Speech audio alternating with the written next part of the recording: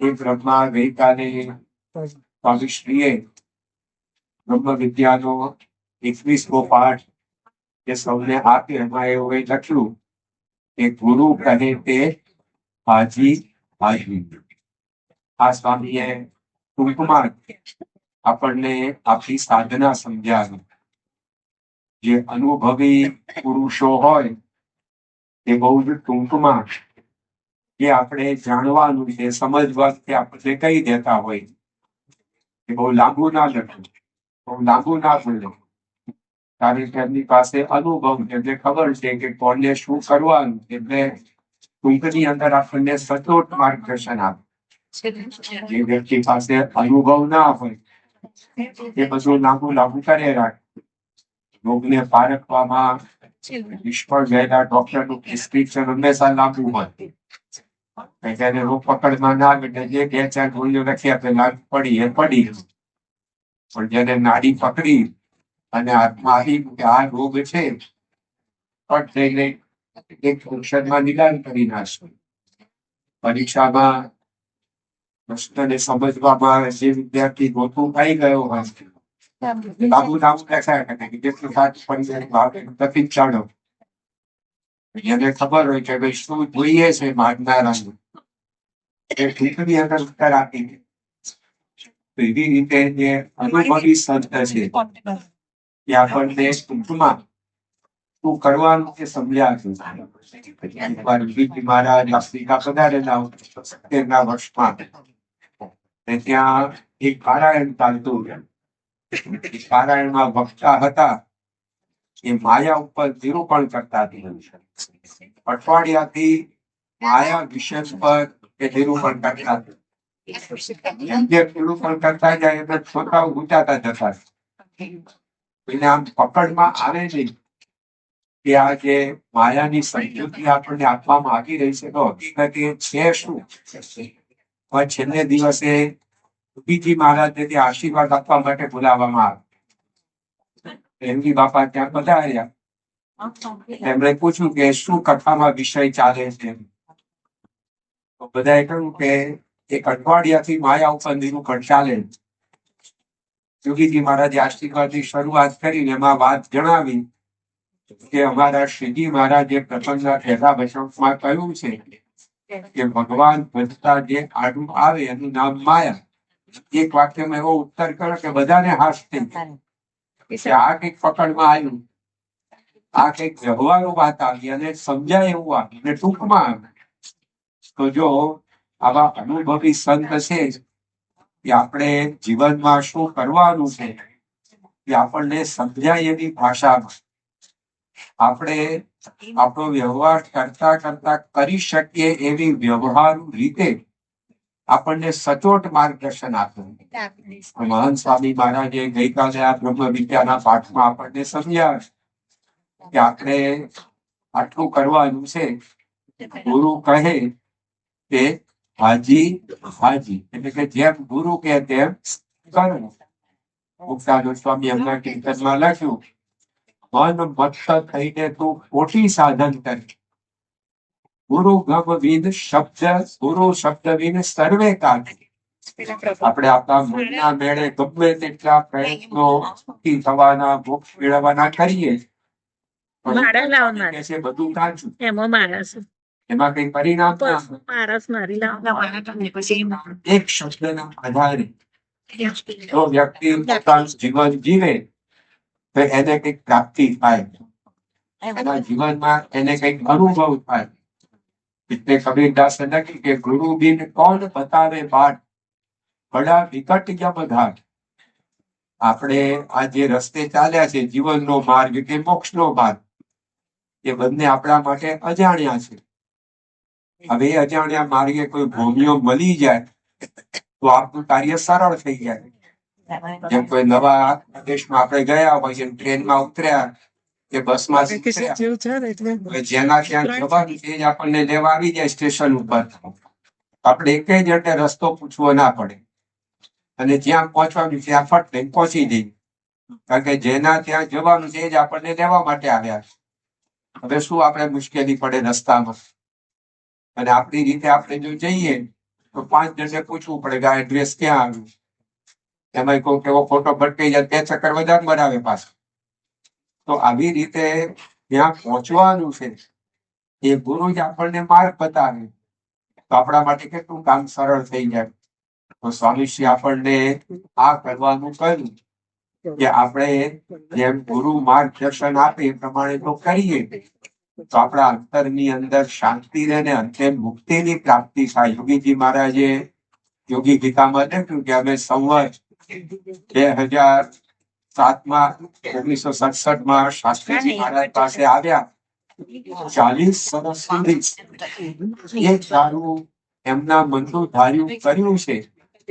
તો અત્યારે સ્વામી દર્શન દે છે અને સુખ આવે છે. યોગીજી મહારાજ એમની સાધનામાં જ બતાવ્યું કે અમે જેમ શાસ્ત્રીજી મહારાજ કહેતા ગયા એમ કરતા ગયા. એમણે કહ્યું વાસણ ઉઠતો તો વાસણ ઉઠ્યા. એમણે કહ્યું કે રોટલા કરીને મજૂરોને જમાડો તો એ સેવા કરી. એમણે કહ્યું ગામડે વિચરણ કરો તો તે. એમણે મંદિરની મહંતાઈ સોંપી તો તે કર્યું. જેમ ગુરુ કે એમ કર્યું. એનું ફળ બતાવ્યું કે અત્યારે સ્વામી દર્શન દે છે. યોગીજી મહારાજ ઘણી વાર જાગે ત્યારે સ્વપ્નમાં જે એમને અનુભવ થયો એની વાત કરે તો દરેક સ્વપ્નની વાતમાં શાસ્ત્રીજી મહારાજ તો આવે જ. આજે શાસ્ત્રીજી મહારાજ દર્શન લીધા આજે શાસ્ત્રી મહારાજ આમ જમાડ્યા. તો કોકે પૂછ્યું કે સ્વામી આપને શાસ્ત્રીજી મહારાજ કેમ દર્શન દે છે? ત્યારે યોગીજી મહારાજે આ વાત કરી કે અમે અત્યાર સુધી શાસ્ત્રીજી મહારાજના જ મનનું ધાર્યું કર્યું એટલે સ્વામી અતિશય રાજી થયા છે અને દર્શન દે છે ને સુખ આવે. એમણે પોતે કહ્યું આપણને ગુરુ કહે કે હાજી હાજી આ જ કર્યા કર્યું. તેમાં એ પોતે ફાવી ગયા. આમ તો અનાદિના પુરુષ હતા પણ આપણને સમજ્યા. ભગતજી મહારાજની વાત પૂર્ણિમાના દિવસે બાળકોએ કરે કે જેમ ગુણાતીતની જીભ વળે એમ ભગતજી મહારાજનો દેહ વળે. આ ગુરુ કહે તે હાજી હાજી. ગુણાતીતાન સ્વામી જેમ કે એમ કરી દેવાનું. એ સારું કરવામાં બુદ્ધિ લગાડવાની પણ એ કે એ કરું કે ના કરું એમાં બુદ્ધિ નહીં વાપરવાની. એ કરી જ દેવાનું. ઘણી વાર ગડબડ આપણે ત્યાં થઈ જાય. એ કે એમાં બુદ્ધિ માણસ વાપરે કે સ્વામીએ કહ્યું પણ આ કરીએ કે ન કરીએ. પણ એ કે સારું કેમ થાય એમાં બુદ્ધિ વાપરવી. તો ભગતજી મહારાજે ચંદની બનાવવાની કહી તો બનાવી. એ કેવી રીતે સારી બને ઝડપી બને એમાં પછી બુદ્ધિ વાપરી. પણ સ્વામીએ કહ્યું એમાં મંડી પડ્યા. તો જો એમના જીવનમાં પણ આપણને દેખાય છે અને એનું ફળ કે ભગતજી મહારાજે પણ પોતે વાત કરી કે એમના અંતરની અંદર અખંડ શાંતિ. તો આપણે ગુરુ જેમ તેમ કરવા જયારે મંડીએ છીએ ત્યારે બધી જવાબદારી આપતી થઈ જાય. એકવાર ગુણાતીતાનંદ સ્વામી જુનાગઢમાં બિરાજમાન હતા અને વડેજ ગામના મોરાર ઠક્કર અને કંચાળા ગામના ગોવિંદભાઈ એ હરિભક્તો ગુણાતીતાન સ્વામીનો સમાગમ કરવા ત્યાં પહોંચ્યા. આપણે અઠવાડિયું સ્વામીનો લાભ લેવો છે. મહારાજે કહ્યું છે કે વર્ષે 1 મહિનો સ્વામીનો સમાગમ કરવો એટલે કે અઠવાડિયે આપણે આખું વર્ષમાં તૂટક જઈ આવીને 1 મહિનો પૂરો કરીશું. એમાં આ વખતે બંને જણાએ નક્કી કર્યું કે આપણે 1 અઠવાડિયું સ્વામી પાસે રહેવું અને એમનો સમાગમ કરવું. હવે બંને ગયા તો ખરા. સ્વામી એમની ઉતારા તો આટલી બધી વ્યવસ્થા કરી પણ મોરાર ઠક્કર જરા વ્યવહારિયા માણસ. એમણે પોતે આ રીતે 2 દિવસમાં તમને ખબર પડી કે રૂના ભાવ ફાટતા જાય. આગળ તો સમાગમ કરવા પણ વચ્ચે પાછી કઈ ગેપ આવે સમાગમમાં ત્યારે કઈક બહાર આંટો મારી દેતા એમાં બજારમાંથી ખબર પડી કે રૂના ભાવ ફાટતા જાય એટલે કે વધતા જાય. એમને કહ્યું કે આપણે અહીંયા અઠવાડિયું સમાગમ કરીશું ને બહાર આટલા બધા રૂના ભાવ વધે છે લોકો રૂ ખરીદે છે અને પછી ઊંચા ભાવે વેચશે ફાયદો થશે આપણે તો કઈ હાથમાં નહીં આવે. એટલે એમને ગોવિંદભાઈ કહ્યું કે ગોવિંદ શું કરવું છે? હજી તો 5 દાડા છે. 5 દાડા તો ક્યાંય વેપાર થતો રહે એટલે આપણે જઈએ કે સ્વામીની રજા લઈએ. જે આવે સ્વામી પાસે. ગુણાતીતાન સ્વામીને કહ્યું કે સ્વામી હવે 2 દિવસ રજા આપો તો સ્વામી કે તમે તો અઠવાડિયાનું સાચું કરીને આવ્યા હતા ને હજુ તો 2 દિવસ જ થયા છે, તકલીફ હોય તો અમને કોઈ દૂર કરીએ પણ સમાગમ કરો. સ્વામી કે એટલે વળી પાછી બહુ સામે રકજક તો થાય નહીં એટલે પાછા ઉતારે ગયા, પણ બીજે દાડે વળી આવ્યા કે સ્વામી હવે રજા આપો. સ્વામી કે કેમ, એ તકલીફ છે કે ના સ્વામી પણ હવે જવું જોઈશે. પણ તમે કે અઠવાડિયાનું કહેતા હતા ને? અરે સ્વામી તમારો મહિમા એક ઘડી આધી ઘડી તાકી પૂરી યાદ, તમારો તો અડધી ઘડી સમાગમ કર્યા ને એમાંય કેટલું કામ થઈ ગયા, અમે તો 3 દાડા મુકાયા. એટલે એમણે રજા માગી. હવે પરાણે પ્રીત થાય ને જે જવાનો થયો એને કે સાંકળે બાંધીને રોકી શકાતો નથી. તો સ્વામીએ કહ્યું કે વાંધો નહીં, જવું હોય તો જાઓ, પણ આ વર્ષે દૂધનો વેપાર કરશો નહીં, એટલે કે એના માટે તો જવાનું છે. સ્વામી એની પર ચોકડી મારી, 15 જણા હા હા કરીને ઉપડ્યા. એમાં મોરારભાઈ ને થયું કે આપણે છે ને ઘેર પછી પેલા બજારમાં જઈએ અને એમાં રૂ ખરીદી લઈએ, પછી ભાવ તો વધતા જાય છે એટલે થોડા દિવસ પછી કાઢશું એટલે ઘણો નફો આવશે. એમને ગોવિંદભાઈ કહ્યું કે ચાલો તમે મારી સાથે. ગોવિંદ પટેલ કે ભાઈ હવે સ્વામીએ ના પાડી છે તો આપણે નથી જવું, આ વખતે રૂનો વેપાર નથી કરવો. તો મોરાર ઠક્કર કહ્યા સ્વામી શું આ બજારમાં જાણ્યું, એ તો મંદિરમાં બેસીને કથા કરી જાણે, માળા ફેરવી જાણે. બજારમાં તો આપણે આપણી બુદ્ધિ પ્રમાણે બધું કાર્ય કરવાનું હોય, માટે ચાલો તમે મારી સાથે. ગોવિંદભાઈ કે ના, કે સ્વામીએ કહ્યું છે ને એટલે આપણે નથી કરવું આ વખત. મોરારભાઈ કે હા તમે ઘેર જાઓ, હું ઉપડે બજારમાં. અને જઈને એમણે પોતે આ રીતે બધી ખરીદી કરી અને રોજ પછી જોતા જાય કે ભાવનું કેમ છે, ભાવનું કેમ છે. 2-4 દાડા તો વધ્યા પણ પછી ધીમે ધીમે ગગડવા માંડ્યા. અને પછી તો 1 કિલો એ 100 રૂપિયાનું નુકસાન, એવી પ્રકારની પરિસ્થિતિ ઉભી થઈ. એ વખતે આ મોરાર ઠક્કરને થયું કે હવે જો આ રૂ નહીં કાઢીએ ને તો આ રૂની ભેગા આપણને બાળી દેવું પડશે, લાકડાની જરૂર નહીં પડે. એટલી મોટી ખોટ આવી.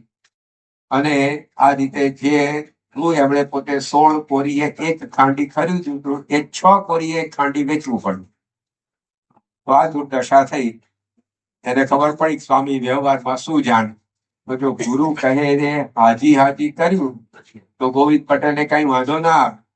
આપણને દોડવા ગયા મોરાર ઠક્કર, તો આ દશા વિનુભી તો સ્વામી આપણને સમજાવે કે આપણા વ્યવહાર કે ની અંદર જ્યારે ગુરુ જેમ આપણે કરીએ ત્યારે આપણને હંમેશા લાભ ને લાભ થાય છે.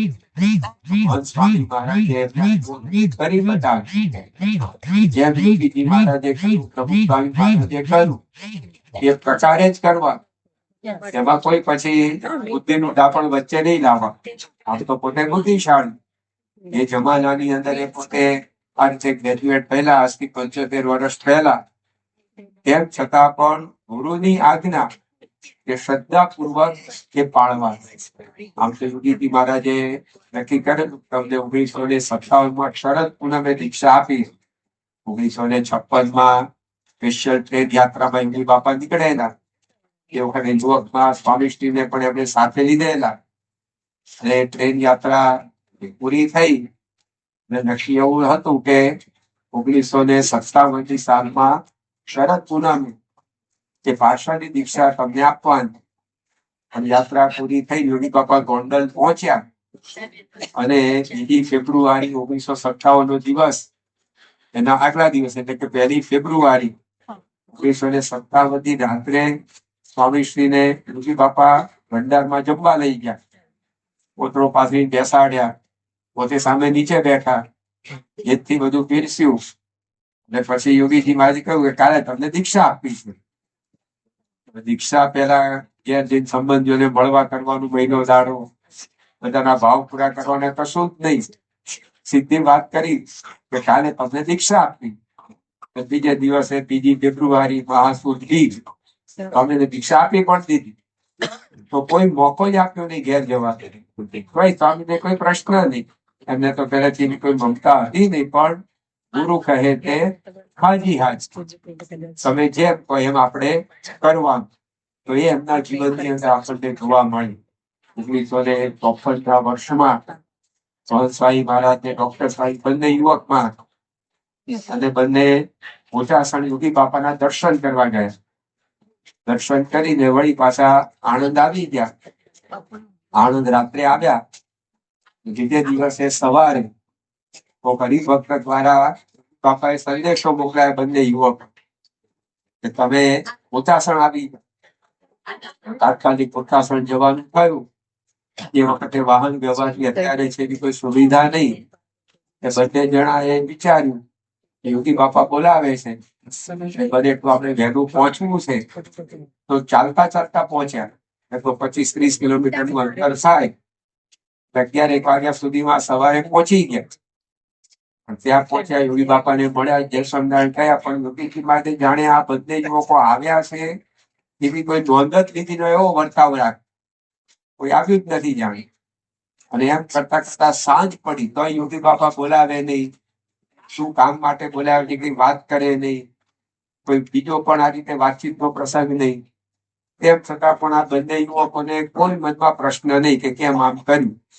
છેવટે સાંજે 5-6 વાગ્યા એટલે કોઈકે યોગીજી માટે કહ્યું, સ્વામી આપના કહેવાથી આ બંને યુવકો અહીંયા આવ્યા છે આણંદથી, તો કઈ કામ માટે બોલાવ્યા છે? તો કઈ કામ હશે એમને જણાવો. સવારથી અહીંયા આવ્યા છે. યોગી બાપા કઈ આમ સંદર્ભ ન પકડે એમ બોલ્યા, સ્વામી કે બે પરીક્ષામાં પાસ થઈ ગયા. એ પરીક્ષામાં પાસ. તો જો કઈ પણ આ રીતે કારણ વગર બોલાવ્યા, આખો દિવસ બેસાડી રાખ્યા, કઈ કામ તો સોંપ્યું નહીં, અને વળી પાછા મોકલી દીધા આણંદ, પણ કોઈ પ્રશ્ન નહીં. ગુરુ કહે તે હાજી હાજી. બાકી તો બંને બુદ્ધિશાળી યુવાન મનમાં વિચારતા આવે કે આટલો મોટો ધક્કો ખવડાવે 25-30 કિલોમીટરનો, આવું કેમ કર્યું? પણ એ કોઈ વિચાર નહીં. તો આપણને સ્વામીશ્રીના જીવનમાં આ વિચાર જોવા મળે છે કે જેમ યોગીજી મહારાજ કે એમ આપણે કરવાનું. સ્વામીશ્રી એમનો પ્રસંગ ઘણી વાર કથામાં કરતા હોય કે આણંદથી અહીંયા અમદાવાદ એમને આવવાનું હતું, ટ્રેનમાં મુસાફરી કરતા હતા. અને એ વખતે ટ્રેનની મુસાફરીમાં એમની સાથે હરિભક્ત હતા, એમણે કોકની ઘસાતી વાતો બધી શરૂ કરી. સ્વામીને સાંભળવાની રુચિ નહીં, પણ ટ્રેનમાંથી ઉઠીને જવાય એની કોઈ શક્યતા નહીં, એટલી સખત કીર્તિ. એટલે સ્વામી કે હું તો મારા મનમાં જે સ્વામીની વાતો મોઢે કરેલી એ બધી રિપીટ કરવા લાગ્યો, પેલાની વાતમાં ધ્યાન આપ્યું નહીં. અને એમ કરતા કરતા અહીંયા અમદાવાદ આવ્યા, યોગી બાપાને મળ્યા. અને કોઈ દિવસ યોગીજી મહારાજે વખતે જ પૂછ્યું, ગુરુ ટ્રેનમાં શું કર્યું? જયારે સત્પુરુષ આપણે કઈક આ રીતે ભૂલ કરી હોય ત્યારે જ આપણને પકડે. આમ સમૂહ સૂત્ર ચાલતું હોય ત્યારે પૂછે પણ નહીં. તો આ વખતે યોગીજી મહારાજે પૂછ્યું ને સ્વામીશ્રીએ જે વાત કરી હતી એ પ્રમાણે કહી દીધું. યોગીજી મહારાજે જેમણે ઘસાતી વાત કરી એમને એક ઉપવાસ પ્રાયશ્ચિતનો આપ્યો. અને સ્વામીએ સાંભળ્યું યુવકમાં, એમને 2 ઉપવાસ આપ્યા. કોઈને પ્રશ્ન થાય મનમાં કે ભાઈ આમાં સાંભળનારો વધારે દોષિત કે કરનારો વધારે દોષિત? પણ સ્વામીએ કોઈ એવો વિચાર કર્યો જ નહીં. અને એમને યોગી બાપાએ કહ્યું તો 2 સળંગ ઉપવાસ કરી દીધા. પેલાને તો એકેય ન કરે, જેને વાત કરી હતી એને તો. પણ સ્વામીએ પોતે 2 કર્યા. તો જો એમના મનની અંદર યોગીજી મહારાજ જેમ કે એમ આપણે કરવાનું, એ પહેલેથી જેટલું સ્પષ્ટ ચિત્ર. તો ગુરુ કહે તે હાજી હાજી એમણે જે કરી બતાવ્યું. એમનો પ્રસિદ્ધ પ્રસંગ એના તો મહંતજી વ્રત બધા કેટલાય કર્યા, પણ 5 ઉપવાસ સળંગ કરાવ્યા. મનમાં કોઈ એવો વિચાર નહીં કે યોગીજી મહારાજ શું કરી રહ્યા છે. અને આપણે તો પહેલેથી નક્કી હોય કે 5 ઉપવાસ કરવાના, એટલે બહુ સહેલું પડે. પરંતુ સ્વામીને તો કેવું હતું, આજે એક ઉપવાસ આપ્યો, પછી બીજો ઉપવાસ. કેવી રીતે? તો સ્વામીને તો કે બીજે દિવસ આપણે પારણા કરવાના છે. તો ઘેર શરબત બનાવી તૈયાર કરી પછી કે લાવો યોગી બાપા મંદિર પાસે દર્શન કરી પછી આપણે પારણા કરીએ. બીજે દિવસે ગયા તો યોગી મહારાજે બીજો ઉપવાસ આપ્યો, ત્રીજે દિવસે ત્રીજો. 5 દિવસ આવા થયા. સ્વામી કે 6થા દિવસે તો શરબત બનાવ્યું જ નહીં છે, કારણ કે દર વખતે એમ પડ્યું રહે છે. તો આ વખતે આપણે બનાવવું જ નથી, જે 6થો આપશે 6થો કરી દઈશું ઉપર. પણ એ વખતે મંદિરે પહોંચે યોગીજી મહારાજે શરબત તૈયાર રાખેલું અને એમણે પારણા કર્યા. પણ મનમાં કોઈ પ્રશ્ન નહીં કે યોગીજી મહારાજ કેમ આમ કરે. તો આવી રીતે એમના જીવનની અંદર હંમેશા ગુરુ કહે તે હાજી હાજી આપણને જોવા મળે. સ્વામીશ્રી જયારે યુરોપમાં હતા ત્યારે યોગી બાપા એમને નિયમ આપે કે આપણે હોળી વગેરે ખેલવું નહીં, કારણ કે બહાર બધા કેવી રીતે બધું કરતા હોય એમાં આપણે ભળવું નહીં, આપણે તો સાદું થવું છે. તો પછી આવા બધા કોઈ રંગ રાખમાં પડવું નહીં.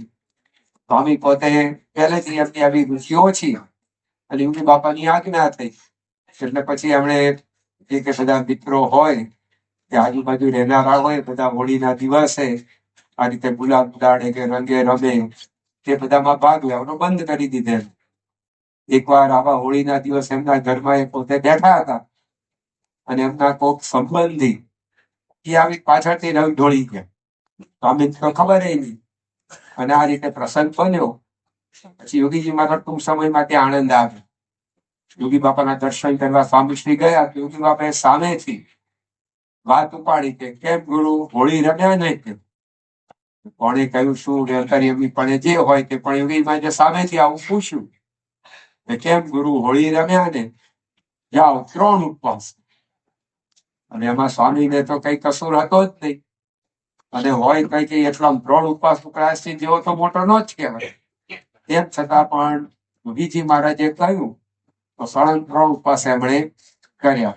ગુરુ આજ્ઞા વિચારણીય, ગુરુની આજ્ઞામાં કોઈ વિચાર નહીં. હા, એ કેમ સારી ફળે એમાં વિચાર કરવાનો, પણ એ આજ્ઞા કરે એમાં કરું કે ના કરું એવી દ્વિધા નહીં, એવી ડામાડોળ સ્થિતિ નહીં. તો એ મહંત સ્વામી મહારાજના જીવનની અંદર આપણને જોવા મળે છે કે એમણે હંમેશા એમના ગુરુ પાસે હાજી હાજી કહીને જ એ કાર્ય કર્યું છે, એમને રાજી કર્યા. 1970ના વર્ષે યોગી બાપા લંડનનો આફ્રિકાનો પ્રવાસ ખેડી પાછા ભારત આવ્યા અને અન્નકૂટ ઉત્સવ એવો ગોંડલની અંદર કરવાના હતા. મોહન સ્વામી મહારાજ વગેરે સંતો પણ સાથે હતા. તે વખતે મોહન સ્વામી મહારાજના શરીરમાં 102-3 ડિગ્રી જેટલો તાવ ચડ્યો. એ સમયે યોગીજી મહારાજે ખેતરમાં સેવા ઉપાડી. ખેતરમાં બધા ઉકરડા સાફ કરવાના હોય, કાંકરા વીણવાના હોય. સ્વામી તો બીમાર હતા એટલે એ પોતે સુતા હતા, પણ યોગીજી મહારાજ એમને જોયા નહીં તો બોલાવ્યા. બોલાવો માનસ સ્વામી.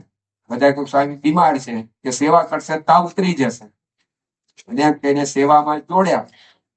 તાવ તો કઈ ઉતર્યો નહીં, પણ તેમ છતાં સ્વામીએ તાવ તૂટતા શરીરે 2-2.5 કલાક 3 કલાક સુધી સેવા કરી. ઘણા એ વચ્ચે કહ્યું પણ ખરું યોગી બાપાએ કહ્યું છે તો હવે સેવા થઈ ગઈ, હવે તમે આરામ કરો. 1.5 કલાક પછી બધાએ ભલામણ પણ કરી. સ્વામી કહે ના, યોગીજી મહારાજે કહ્યું છે કે આપણે સેવા કરવાની. એમના મનમાં વિચાર એવો ન આવે કે આપણે માંદા છીએ, બીમાર છીએ, આ તડકામાં સેવા કરીશું તો કેમ થશે, શું થશે? પણ ગુરુ કહે તે હાજી હાજી, એ જે હોય તે. પછી સ્વામીને પૂછ્યું, સ્વામી તમારે તાવ ઉતર્યો? તો યોગી બાપાએ તો કહ્યું કે સેવા થશે તાવ ઉતરી જશે. કે ના, તાવ ઉતર્યો નહોતો. તો સંતે પૂછ્યું સ્વામી આપને એવું ના થાય? યોગી બાપાએ સેવામાં જોડ્યા, તાવ ઉતરવાની બાહેધરી આપી, પણ તાવ તો ઉતર્યો નહીં. આપને મનમાં કઈ વિચાર આવે સ્વામી કે આપણે ક્યાં તાવ ઉતારવા સેવા કરી? આપણે તો યોગીજી મહારાજે કહ્યું એટલે સેવા કરી અને એ રાજી થાય આપણા માટે પૂરતું છે. એમના જીવનની અંદર હંમેશા એ ગુરુ જે પ્રમાણે કે તે પ્રમાણે કરવાનું એક નિશાન આપણને જોવા મળે છે. એમનો પ્રસિદ્ધ પ્રસંગ છે તે યોગી બાપા એમ સહેજે કહ્યું કે એમને પથ્થર વેલા ભાવતા નથી. સ્વામી કે મૂક્યા તે મૂક્યા. જિંદગી પર્યંત પછી એનો સ્વાદ એમણે લીધો જ નથી. એમના જીવનની અંદર આ સ્થાન એમણે આપ્યું મમરાને. નાસ્તાની શરૂઆત સ્વામી મમરાથી કરે છે. એમાં ગમ્મતમાં બોલે કે બધા કથા પેલા મંગળાચરણ કરે, એમ આપણે મમરાચરણ કરીએ. તો જો એમને એમના ગુરુ યોગીજી મહારાજ, પ્રમુખ સ્વામી મહારાજ જે કે એ જ આપણે કરવા, એમાં કોઈ મિનમેક ફેર નહીં. તો આવી મહંત સ્વામી મહારાજના જીવનમાં એક ગુરુ ભક્તિ એ આપણને જોવા મળે છે. એમના પ્રત્યેક પાઠ બ્રહ્મ વિદ્યાના એમના જીવનમાંથી આવે છે. એ ખાલી આમ લખી દે આપણે પાટી પેન ધરીએ એટલે એવું નથી, પરંતુ એ બધું જ એમના જીવનમાં એમણે આત્મસાત કરેલ. 1970ના વર્ષમાં યોગી બાબા પરદેશ પ્રવાસે પધાર્યા. પછી લંડન થી એમને 7 જુલાઈ 1970ના રોજ પાછા ભારત આવવાનું હતું અને 4 સંતોને તેઓ પરદેશ એટલે કે અમેરિકા મોકલવાના હતા. ત્યાંના હરિભક્તની ઈચ્છા હતી કે સંતો ત્યાં આવે. એમાં મહંત સ્વામી મહારાજને પણ પહેલા જવાનું હતું અને એમની સાથે બીજા 3 સંતો એ જોડાવાના હતા. પરંતુ પછી છેલ્લે યોગીજી મહારાજે વિચાર કે પરદેશથી કેટલાક યુવકો સાધુ થવા માટે અહીંયા આવે છે દેશમાં, તો એમની દેખરેખ રાખવા માટે મહંત સ્વામીને આપણે ભેગા પાછા ભારત લઈ જઈએ અને બીજા 4 સંતો અમેરિકા જાય. આવું આયોજન યોગીજી મહારાજે બદલ્યું, તો પણ મહંત સ્વામી મહારાજ એની અંદર ભળી ગયા. એમને એવો કોઈ વિચાર નહીં કે આપણે અમેરિકા જવાનું હતું. સ્વામિનારાયણ સંપ્રદાયમાં પહેલો પગ આપણો અમેરિકાની ભૂમિ ઉપર પડવાનો હતો, પણ આયોજન બદલાઈ ગયું. એવો કોઈ વિચાર નહીં. ગુરુ કહે તે હાજી હાજી. તો આ પ્રકારે એમણે હંમેશા ગુરુના વચન સામે દ્રષ્ટિ રાખી. જેમ આત્માનંદ સ્વામી. આવા જ વિશિષ્ટ પ્રસંગો સાંભળવા માટે કૃપા કરીને લાઈક કરો, તમારા વિચારો કમેન્ટમાં શેર કરો અને અમારી ચેનલને સબસ્ક્રાઇબ કરવાનું ભૂલશો નહીં.